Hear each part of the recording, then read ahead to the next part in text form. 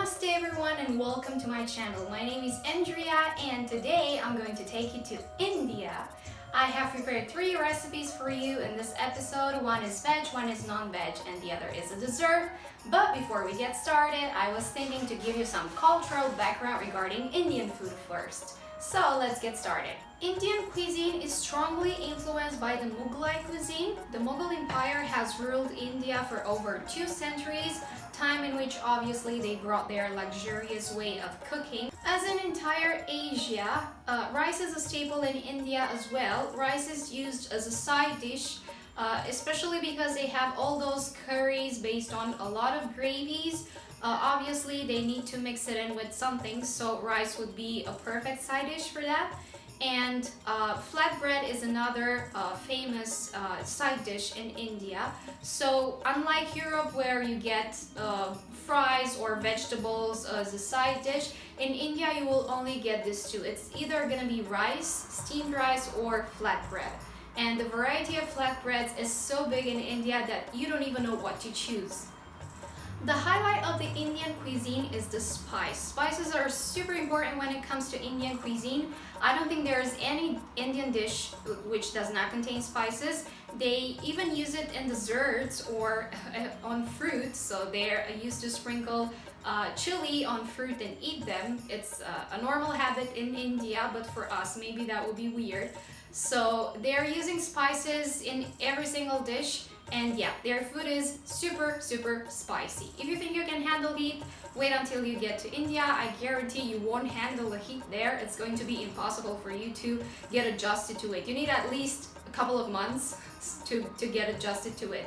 And obviously because their food is so spicy, they need to cool down their stomach with dairy. Dairies are super important when it comes to Indian cuisine. You will see that most of the dishes contain either cream. They use a lot of cream for the gravies.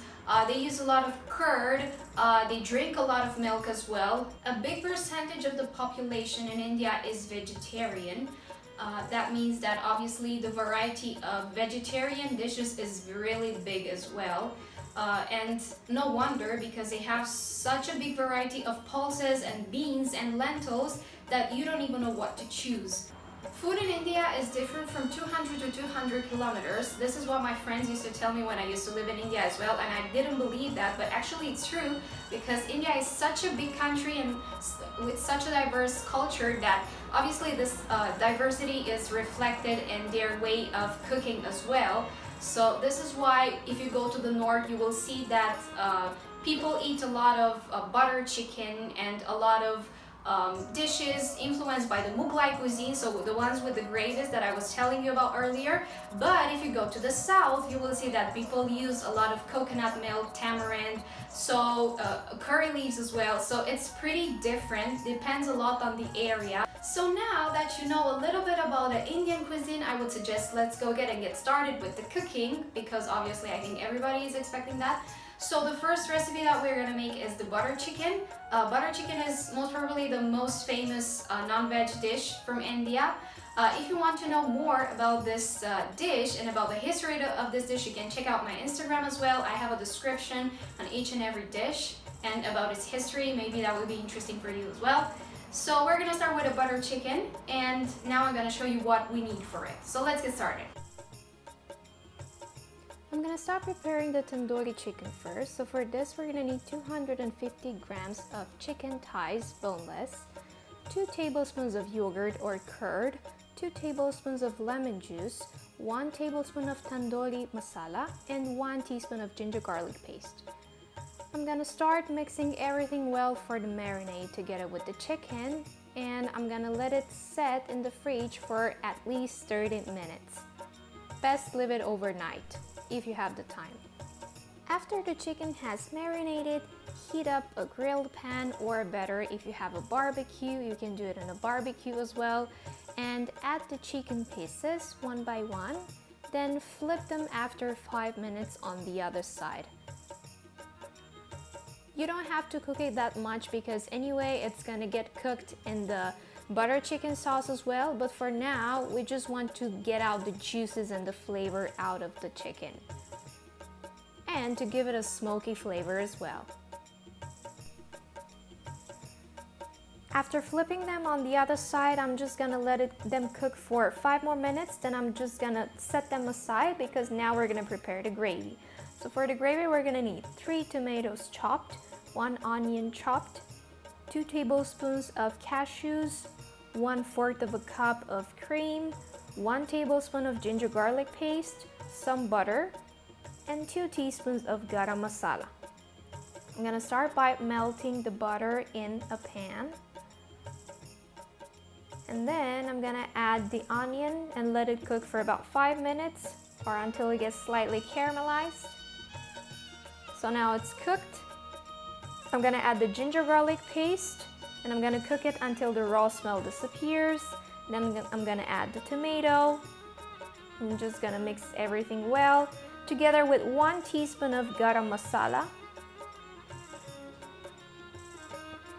If you don't have ginger garlic paste, you can just use chopped garlic together with chopped ginger, but obviously the paste is better because it has a much more stronger flavor.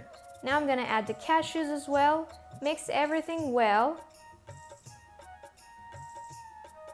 And we're gonna let this simmer for about 3 minutes or until it gets nice and soft and mushy.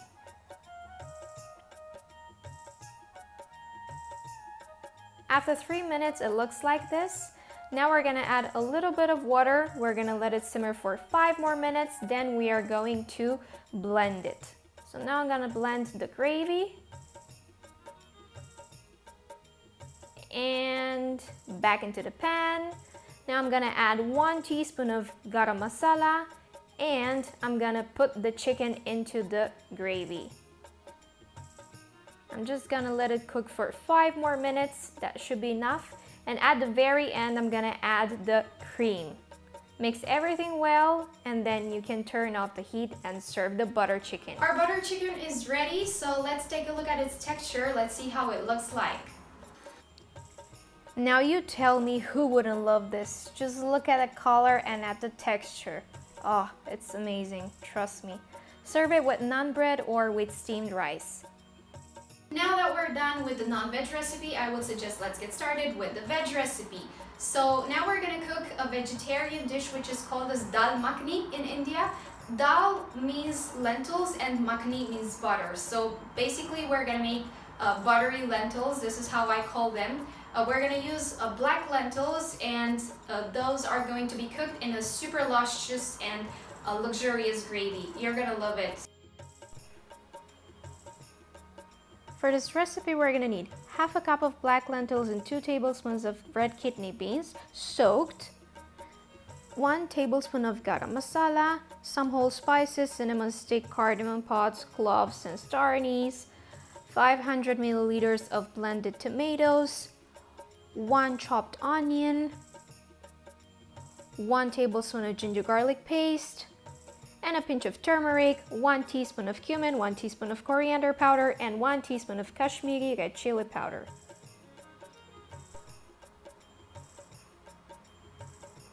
I'm gonna start by boiling the dal together with the spices in a pressure cooker for about 30 minutes, together with some salt as well. And now I'm gonna start preparing the gravy.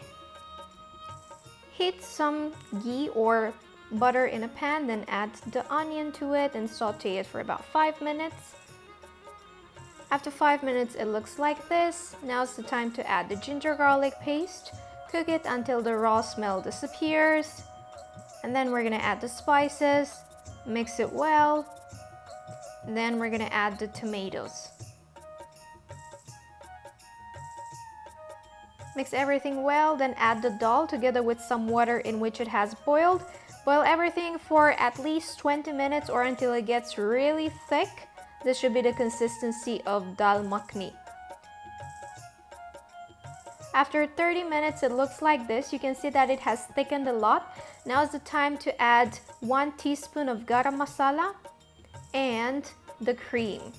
I'm gonna mix everything well, and I'm just gonna turn off the heat. Dear all, the Dal Makhani is ready. Let's take a look at its texture. Let's see how it looks like.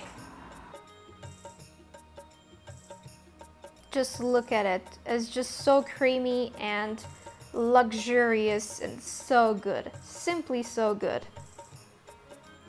Serve it with flatbread of your choice or steamed rice. After so much food, obviously, I think a dessert will go well now. So the last recipe obviously is the dessert. So we're gonna prepare Indian ice cream, which is called as kulfi. Kulfi has Mughlai influences as well because it contains saffron, it contains pistachios, and it's super delicious. And the advantage is that for this type of ice cream, you don't need an ice cream machine because there won't be any ice blocks and ice crystals forming during the freezing time because it's a very fatty ice cream, so it's gonna be super creamy although you keep it in the freezer for like months, for example. So I would suggest let's go get a head started. For this recipe, we're gonna need 400 milliliters cream, chilled, 400 milliliters condensed milk, chilled, some saffron strands soaked in 1 tablespoon of water, 2 tablespoons of chopped pistachios, and the seeds of 4 cardamom pods which have been crushed. I'm gonna start by blending the condensed milk together with the cream and the cardamom powder. And then I'm gonna add the pistachios and the saffron strands. Mix everything well together and then add the ice cream into the ice cream molds. You can add it in cups if you don't have the mold, it's fine, but this is how they traditionally serve them in India.